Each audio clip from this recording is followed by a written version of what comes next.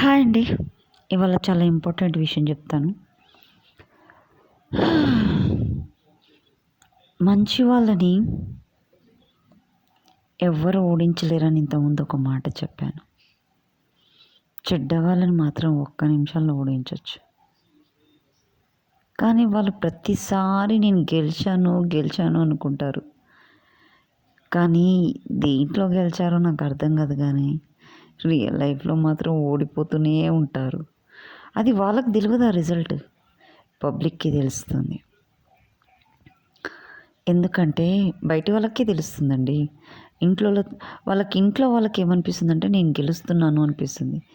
కానీ బయట అన్నోన్ పీపుల్‌కి మాత్రం వాళ్ళు ఓడిపోతున్నారు.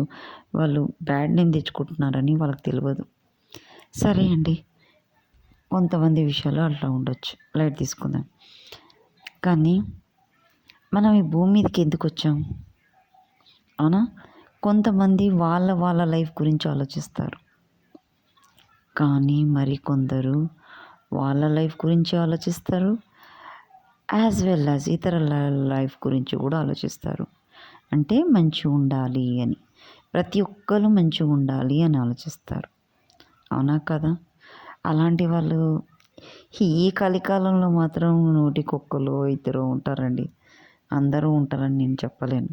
ఎందుకంటే ప్రతి మనిషిలో స్వార్థం, కుతంత్రాలు, ఆవేశం, మంచితనం ఏవి అట్లాంటివి నిండుకొనైతే పుష్కలంగా ఉన్నాయండి. మంచితనం అయితే లేదులేండి.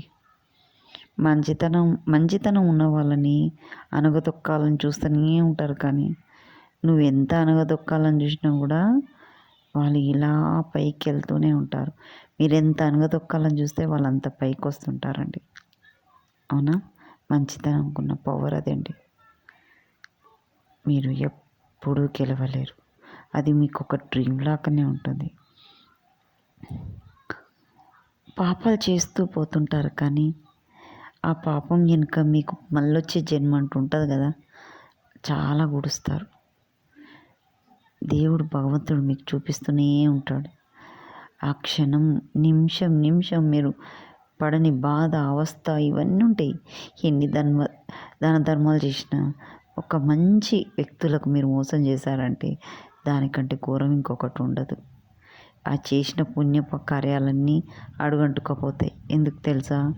వాళ్ళు ఎంతోమందికి పుణ్యం చేసి ఉంటారు. అలాంటి వాళ్ళని మీరు మోసం చేశారనుకోండి, you have to suffer a lot for ever. Thank you.